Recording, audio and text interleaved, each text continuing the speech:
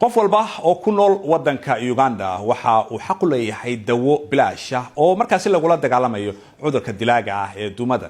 inkasta oo dawladdu ay ku dadaalayso helidda dawooyinka muhiimka ah, ayaa haddana dad aad u badan waxa ay markaasi u tagaan isbitaalada gaarka loo leeyahay in dawooyin ka soo iibsadaan.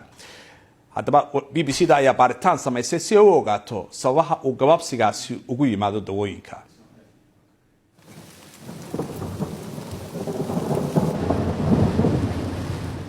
bilowga xilli roobaadka dalka Uganda waxa kordha kiisaska duumada. xaruntan caafimaad oo ku taal Kamuli oo dhacda bariga dalkaasi ayaa waxa soo gaara maalin walba 30 kiis. inta badanna waa caruur. dawo bilaash ayay dawladdu bixisaa marka ay taal. marka ay dawada dhamaato, dadka ayaa goobaha gaarka loo leeyahay ka soo iibsada, inta badanna ma awoodaan. jeebkayga ayaa mararka qaar ka bixiya. waa daawo ku qaali ah dadka saboolka ee halkan, mana awoodaan. marka ma waxaad u malaynaysaa haddii lacala dad badan ayaa dhinta, bukaanada way dhintaan, caruurta way dhintaan. waa inaan qiro inay dhintaan. adeega caafimaad waa xadidan yahay. dawladda iyo gargaarka dibadda 67% ayay dabooli karaan baahida dalka. baaritaanka ayaa muujinaya sida qaybaha kale ee Uganda dawada loo xada ay u xadido in bukaanku dawo helo. Arua waa waqooyiga Uganda. waxaa si joogto ah loo sheegaa in isbitaalka guud ay dawada si joogto ah ugu yaraato. annagoo adeegsanayna kaamirooyin qarsoon, waxay koox BBC-du duubeen kulan ay la yeesheen Jamila Atima oo ah diiwaangeliyaha rikoorka isbitaalka. sanad wanaagsan, sidee tihiin dadkaygow?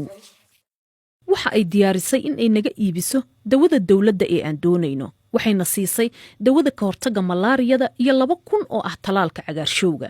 halkii dhalo waxaa hal jeer la siin karaa 10 bukaan. waxaan haynaa 2,000.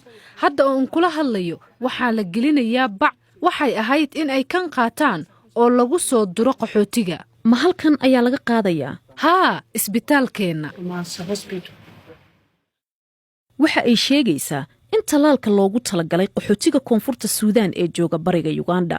si tiro badan loo helo, Jamila waxa ay leedahay waxaan badiyaa dalabka isbitaalka iyadoo codsanayso wax badan si ay dheeri ugu hesho suuqeeda madow. haddii ay rabaan 5,000, waxaan dalbanaynaa 7,000. ma fahantay?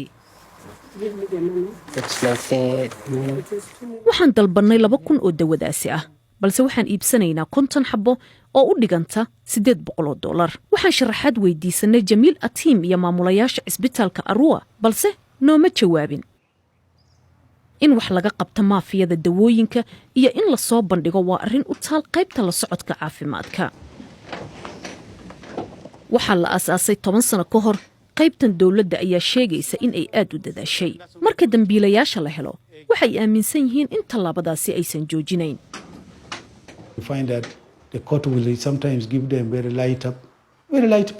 waxaad arkaysaa in mararka qaar ay maxkamadda xukunka khafiifiso. mararka qaar waxa ay nadiifiyaan xarunta bulshada, ama waxaa lagu xukumaa in ay bixiyaan 500,000 iyadoo daawadii ay xadeenna ay u qalanto 5 milyan amaba ay ka badan tahay.